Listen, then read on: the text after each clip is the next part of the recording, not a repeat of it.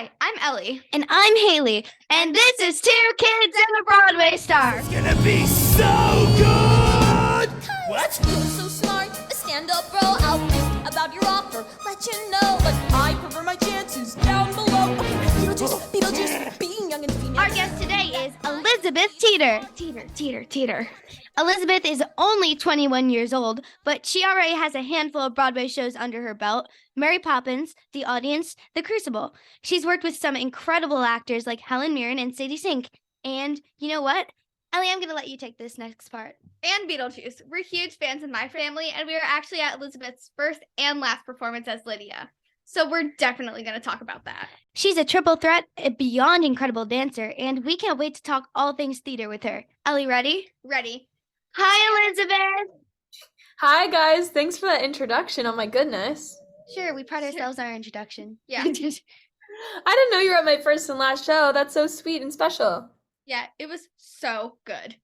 Oh, yeah, I'm glad you liked it. We're going to jump right in with Beetlejuice, if that's okay. We know you had a long path to the role of Lydia with the pandemic and the show closing and then coming back to meet with the team again. Your run seemed pretty amazing once it all came together, though. So, was it worth the wait? It was absolutely worth the wait. I feel like we all learned a lot over the pandemic. And it'd been, 2-ish years almost since I had last been in the room in that first quick rehearsal process. We were literally in the studio when everything shut down. So finally getting offered it twice officially to be at the Marquee was great, and honestly so much more worth it, because usually when you're joining a show, you only get to rehearse with stage management on your own, and then you do a put-in and you're put in the show. Instead of this time around, I got a full rehearsal process, a 6-week process with the full company. So it was honestly better, I think, in that way, that we all got to connect from square one together. Did you rehearse during the pandemic, like ever try a Zoom rehearsal or anything? No, because we didn't, there was no, exact time that we knew the show was coming back. So we weren't going to start rehearsals until there was a set date, which ended up being, the spring of 2022. Yeah, and it always seems like such a fun cast to be a part of, too. So do you have a favorite story? Oh my gosh. Honestly, there are too many random things that I can't think of right now. Anytime I was with Alex Brightman backstage is a good story in my mind. He's one of my favorite people in the world. He makes me laugh so much. And yeah, he made it the best time. When we switched costumes for Halloween at our bows. We were doing different bows every night, and we pranked the whole cast, and he wore a black dress and I wore the striped suit, which is such a fun memory, because I think it really represents how our company and how we have a funny idea and we go through with it, and everyone loved it, and it was just the best time. So Lydia is a really vocally taxing role. How do you keep your voice healthy? Yeah, it is. It's a lot of singing. Honestly, staying in vocal lessons every single week is key. Also, not going out after the show and being too crazy, making sure you're drinking a lot of water, you're sleeping, you're resting during the day, doing all the things you need to do to do the show that night. Yeah, we know it's really stressful when you're about to go on and your voice feels really rough. Like, what do you do if you're feeling a little hoarse and you're about to go on for a show?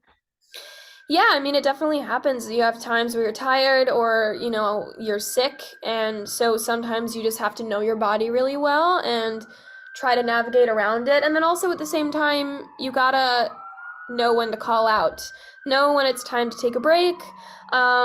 And also, yeah, do your best when you're out there to really be in touch with your breath. And sometimes you're going to have to cough, sometimes you're going to have to swallow, and it happens, and it's live theater, and, that's that. Yeah, and the way you sing, Lydia, is, amazing, too.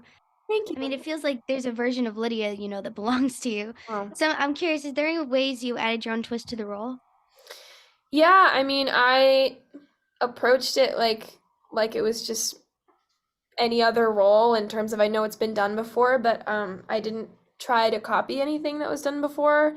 I think I just approached it from the script, looking at the lines, seeing how I connected with them, and finding my version of Lydia, which our director was really wonderful about. Our whole company was super supportive of all of us feeling like a family, and exploring our own versions of the character and those relationships, which is super, super cool. Like I said, I was at your first and last show, and it felt like you really grew into the role of Lydia in those 9 months. Your Lydia was so great, and you and Alex had so much chemistry that seemed even bigger by the end. Yeah. What was it like being able to reopen the show and then also being the one to say goodbye? Pretty incredible. I mean, both shows I have such special memories, for different reasons, obviously. I mean, both the energy crowd-wise was crazy on opening and closing. Opening, it was nuts because it was like a rock concert. You know, everyone is screaming, everyone's so excited that it's back. And I was just super excited to be there, and it kind of felt like a, oh my gosh, I made it moment. I did it. I'm here after this long process of not knowing if it was ever going to happen. And you know, hearing how excited everyone was, it was so fun and nerve-wracking at the same time because I was new and all of that. And then the end was like equally as incredible, and I felt like it was interesting because everyone on opening and closing got insane applause, and it's not about the applause, but everyone was so excited to be there. And I feel like on closing, I had a moment where I felt like I was truly a part of this company, and the audience was excited to see everyone, and they were kind of commemorating all of our performances. Or the first time I was like, I'm new, you don't know me. Because they were cheering for Alex and Leslie and everyone that entered because they all knew them and loved them, and it was a bit of like a, we don't know who you are. Not in the terms of the vibe of them clapping or anything, but just in my head, you know. And so closing was very special because also we all got to finish together, and it's obviously sad that it closed, but getting to do that final show with the people that created these roles and have had such a long journey, not even just at the marquee, but just in general, was so special and super emotional. I mean, like getting through the show was was tough to not, you know, cry the whole time. And I had a similar moment at Bows where it was like, I did it, you know? I had the I did it moment at opening, and then I did it at closing where I was like, you know, I got through the run, I did it. So it was super, super, super cool, and I'm super grateful that I got to be the one to open and close it. Take me where my soul can run, or I'll be in my bedroom. Wake me when I'm 21. Daddy's moving forward. Yeah, that's a really cool experience. Now, I know we've never, you know, been on Broadway, but, you know, we've closed shows before. Like One day.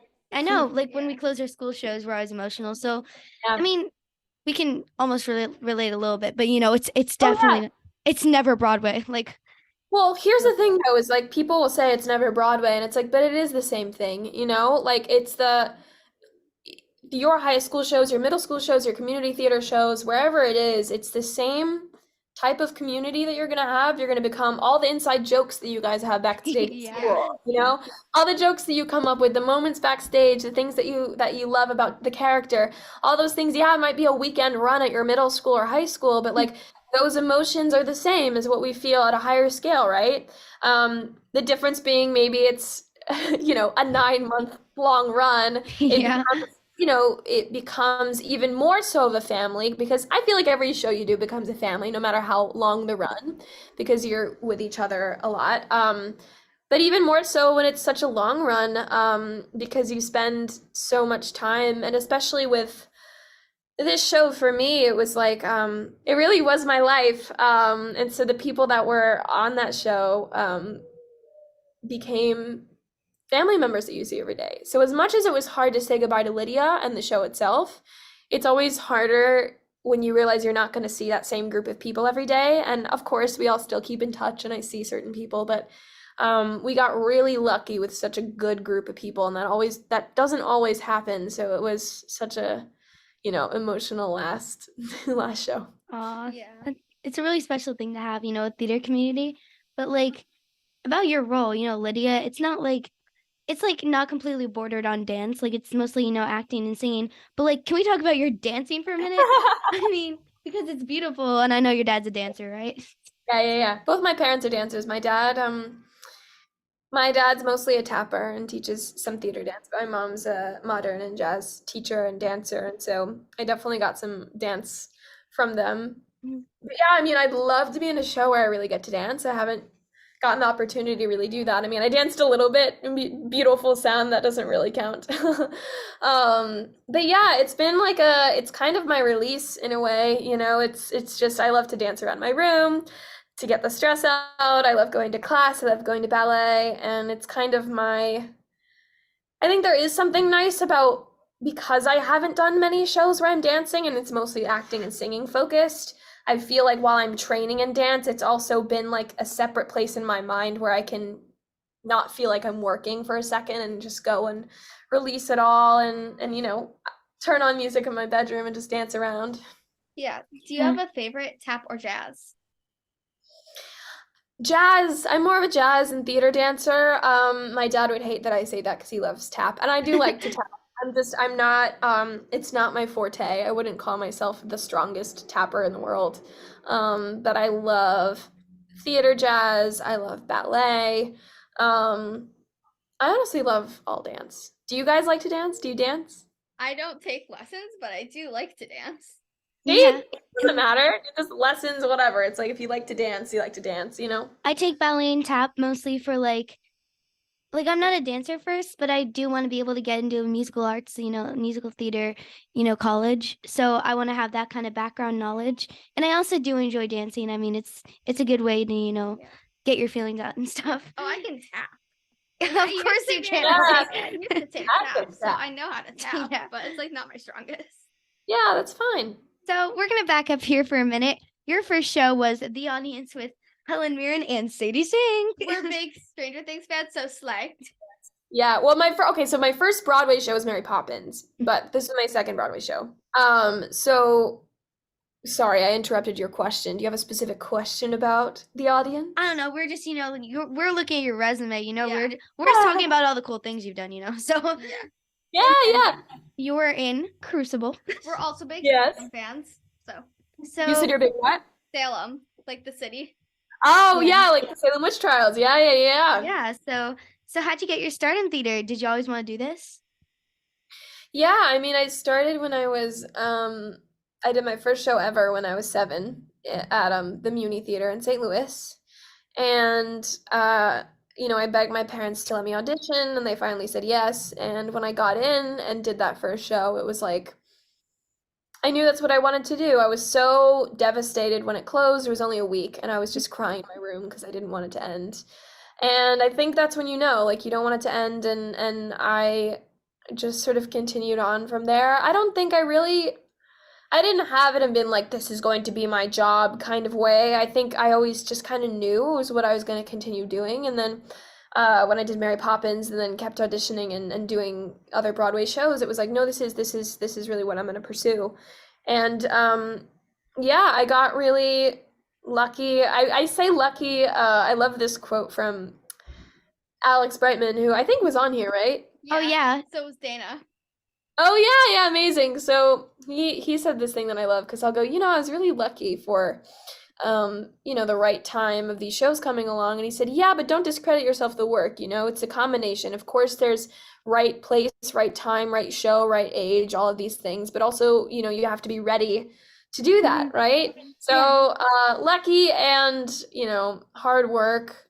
And yeah, now I'm an adult officially in this business, and so it really is a job. So it sounds like you've been keeping busy since Beetlejuice closed, and we saw you're going to be performing at Broadway World's 20th anniversary concert in May, and we'll be doing a musical called Grace the Ghost. Can you tell us where we can see you next?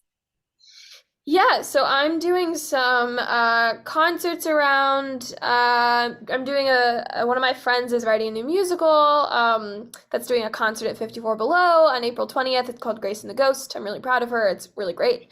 And I am performing at the Broadway World concert in May 21st. I don't have as many details about that yet, but yeah, I have just working around, popping in and out, doing readings and concerts, and we'll see what the next thing is. There's sometimes times where you can like go around and like actually like work on your music and stuff, and that's really cool, to have. Yeah, I do. I do write music. I have a song out right now, and I have so many other songs written that I need to finish to release, but that's sort of my focus right now, is trying to finish that up. Yeah, so you're working on an album? That's crazy. Yeah, yes, I do. It's hard for me to put it in a genre, but it's like folky, kind of, I don't want to say theatery necessarily, but there's just a lot of instrumentals and things, and it's fun. I'm proud of I wrote most of the songs over the pandemic, so I need to just release them before I hate them. I know if I like listen to a song that like I wrote or something too much, and I'm like, God, all these things are so stupid. But like, You're like, well, why did I write? Yeah, you're like, why did I write this? When everyone else thinks it's just like really good. Yeah, it's like I need to get it out before I change my mind. God, yes.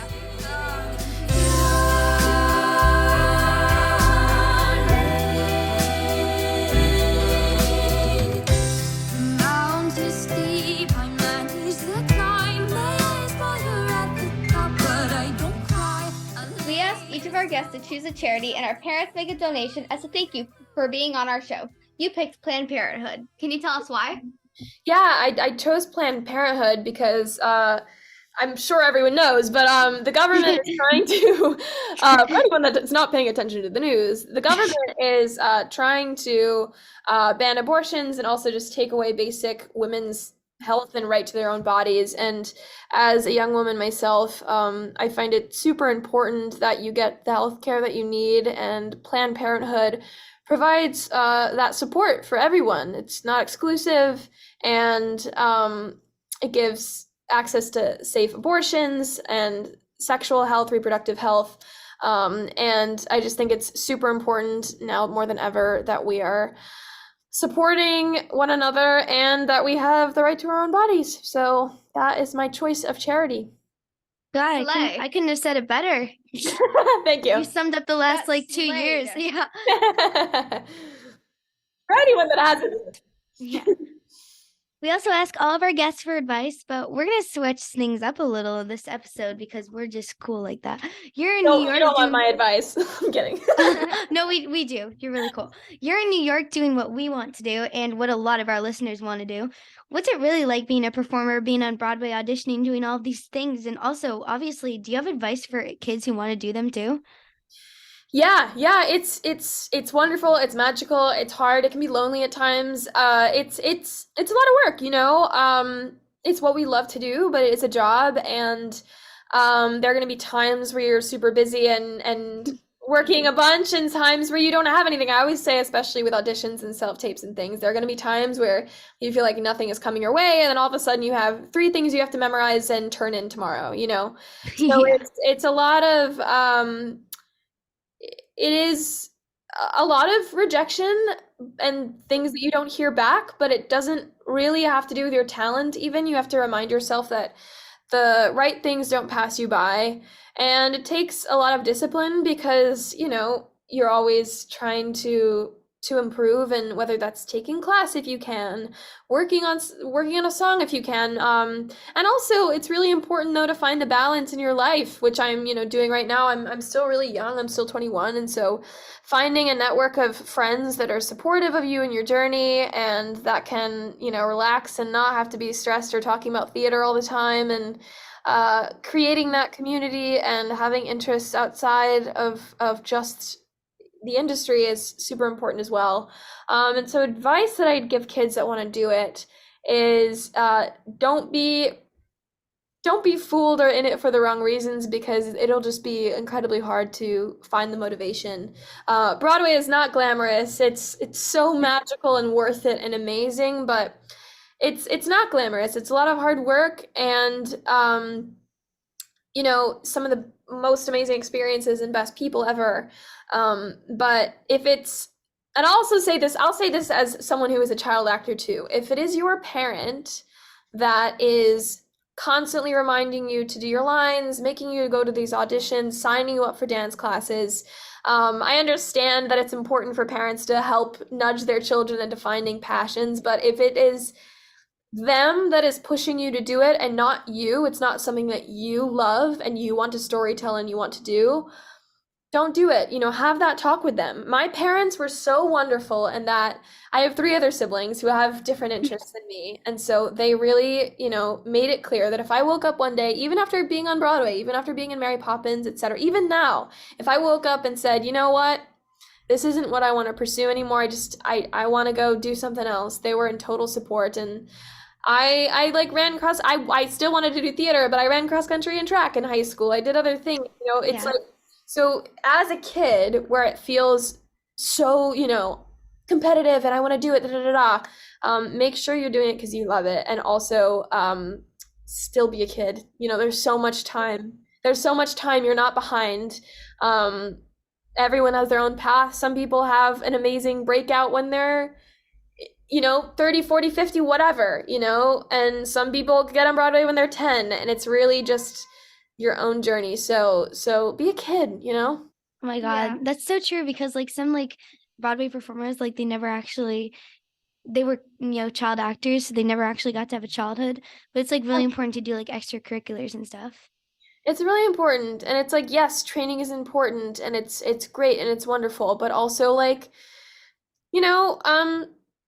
still make time for your friends. Still, if you don't want to do your community theater production that summer because you want to just chill out with your friends, that's okay. You don't have to be, so I'm never gonna get on Broadway because I said no to my school play. That's so not true.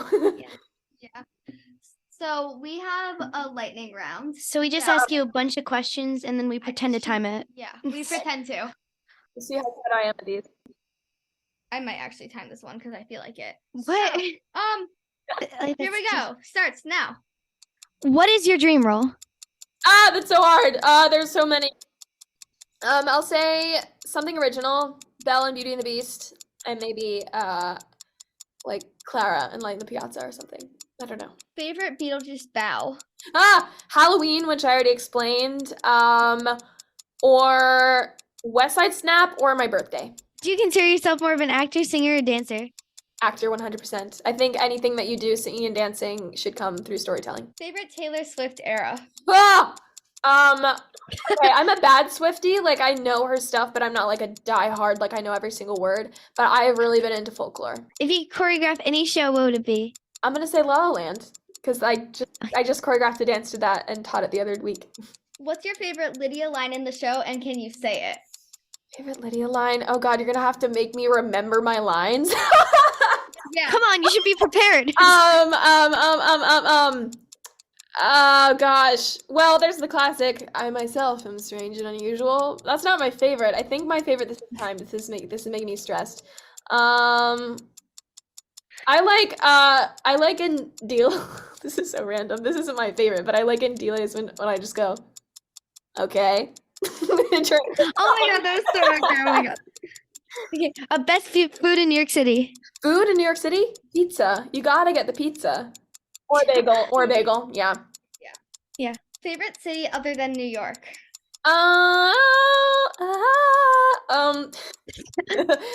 Chicago, but I really want to go to London. I've never been. Ooh. What music are you listening the most right now? My music taste is all over the place, you guys. It would be embarrassing. Like, it would be like the Shrek 2 soundtrack, followed by like Miley Cyrus, followed by music that I'm listening to a lot right now.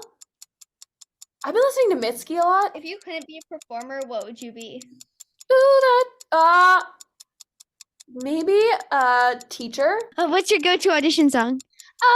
Probably like Part of Your World, maybe Live Out Loud from Little Princess. I don't know, I haven't used my book in a second. So now are you allowed to tell us how Lydia levitated? Because I have a theory. I think I'm allowed to tell you. I think it's right. I think I can tell you because it's not running anymore. I want to hear your theory first, though. So, my mom came up with this theory after the second time we saw the show, so props to her for this. she saw that there was a little thing that it looked like Lydia sat on under her dress, and then after she comes down, Adam goes right over and knocks it down into the bucket and then brings it off stage. That's a correct theory. So it's really, really, Right. it's really, really, really, really simple, and people are like so surprised because it's like, you know, is it wires or this? No, it's literally a bike seat. It is a bicycle seat that is on the rail, and it's put there full in plain view. It's just black, and it sits there, and it's really weird and uncomfortable to have to belt while you're on a bike seat. But, you know, so I wear it, the reason, so that is my actual Lydia dress. It's just a pinafore that is over it near the end. It's like the classic one.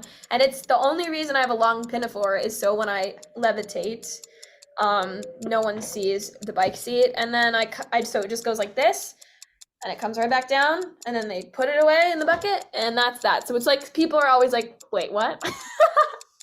Then a question that we couldn't figure out, how does Barbara levitate? We've been trying to figure that out the 4 times we saw the show, and we just can't figure it out. So it's kind of similar to mine, where I don't think it's a bike seat. I think it's like a bigger seat that's easier for her to balance on. But in the wall, there's fabric, and so it looks like it's a wall, but it's not. And so something like a lever like comes out when she sits on it. And it's a similar thing where it's like the lever goes up and down, and you just can't see it. That's cool. Yeah. Yeah, very cool. So, time. That was Ellie, what was it? I stopped it when it got to 1 minute and 35 seconds, but You know, it's probably it's like, 3 minutes of it.